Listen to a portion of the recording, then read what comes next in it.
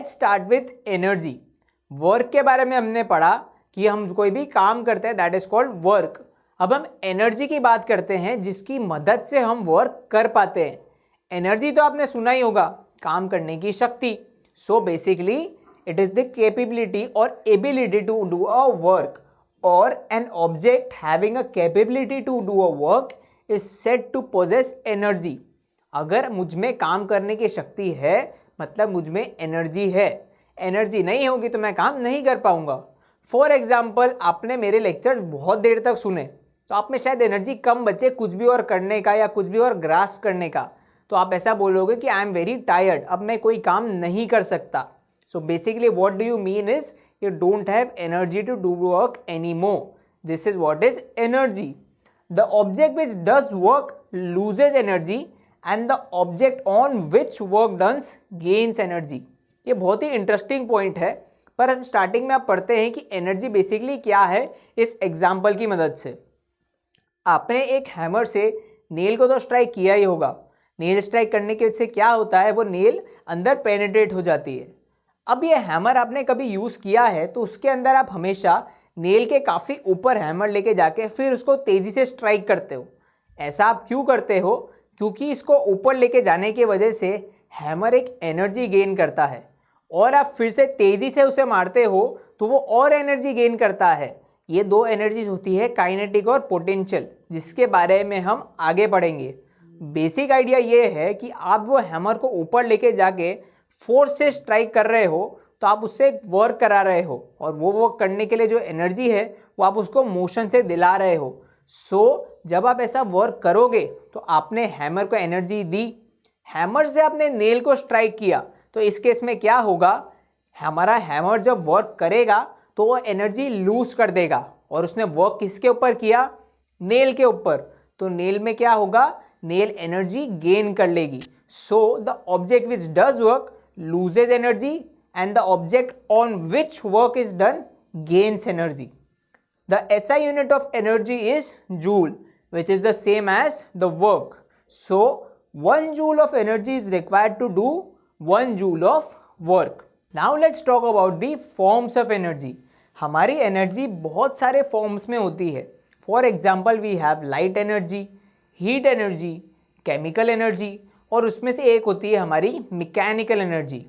इस चैप्टर में हम मैकेनिकल एनर्जी के फॉर्म्स के बारे में पढ़ेंगे। The first one is the kinetic and the second is potential energy. So let's start about kinetic energy. Now the kinetic energy is the energy which is possessed by an object due to its motion.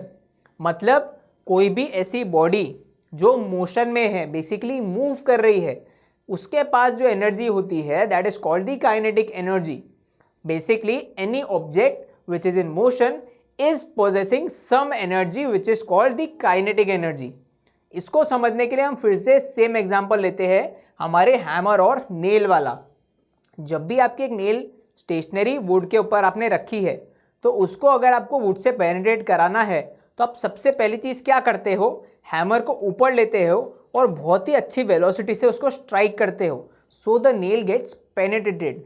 कभी भी आपने ऐसा किया है कि आपने ज़रा से एकदम आराम से प्यार से आप उसको मार रहे हो और वो काम हो रहा है? नहीं, you apply a very big force, आप बहुत ही ज़्यादा तेज वेलोसिटी से उसको मारते हो। Hence by giving it that velocity you are giving it the kinetic energy. आप उसको वो एनर्जी देते हो जिसकी वजह से वो नेल पे ऐसा वर्क करता है जिसकी मदद से नेल पेनिट्रेट कर जाता है। So hence you are giving it the kinetic energy. उसके बहुत सारे और एग्जाम्पल्स भी है। You must have seen the firing of a bullet from a gun. इसमें भी सेम चीज़ होती है। गन में एक एक्सप्लोजन होता है जिसकी मदद से बुलेट बहुत तेज़ी से निकलती है। It is because of this high speed it is penetrating the object in front of it. अगर इस बुलेट की स्पीड बहुत कम होती तो ऑब्वियसली बहुत कम फोर्स लगाता, बेसिकली बहुत कम वर्क कर पाता, और क्योंकि इसकी वेलोसिटी इतनी ज़्यादा है that's why the object it is hitting it is doing so much work on it. Now the kinetic energy of a body moving with a certain velocity is equal to the work done on it to make it acquire that velocity.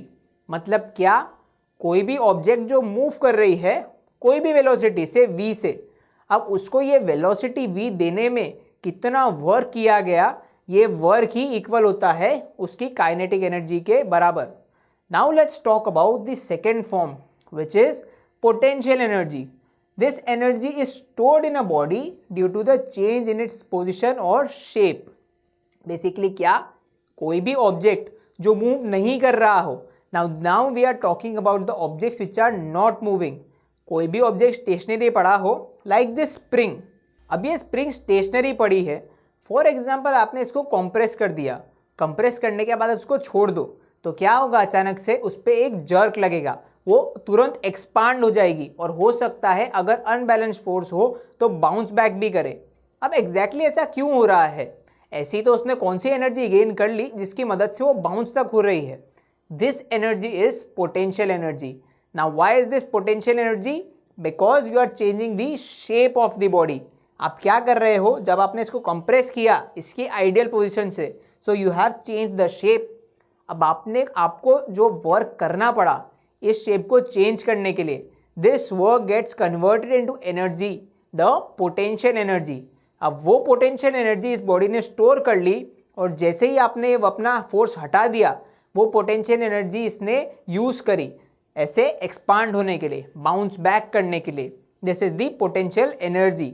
अब इस energy को हम फिर से हमारे hammer और nail वाले example से देखते हैं। You again have that same nail and the same hammer. Again हमने अभी तक क्या पढ़ा, आपने नेल को हैमर से बहुत ज़ोर से मारा, वेलोसिटी बहुत ज़्यादा करी, पर एक और चीज़ जो नोट करने वाली है, आप हैमर को काफ़ी ऊपर लेके जाते हो और आप उसको फिर मारते हो। आपने कभी ऐसा किया है कि नेल के जस्ट ऊपर हैमर को रखा हो और फिर उसको मारा हो? No, you take the hammer up in the air and then you strike the nail, because by doing so you are giving the hammer the potential energy. You are changing the position of the hammer. So by changing the position, by lifting it up in the air, you are giving it some potential energy which is then getting converted into the work which is getting done on the nail. Potential energy के essentially बहुत सारे examples हैं, उसमें से एक हमारा bow and arrow भी है। इसमें भी आप क्या कर रहे हो, शेप चेंज कर रहे हो। When you pull the arrow you are changing the shape of the string. String को आप कर्व कर रहे हो जिसकी मदद से जैसे आप एरो को छोड़ोगे वो स्ट्रिंग में एक एनर्जी जो स्टोर हुई है वो वर्क करेगी। किसके ऊपर? एरो के ऊपर, हेंस द एरो फ्लाइज।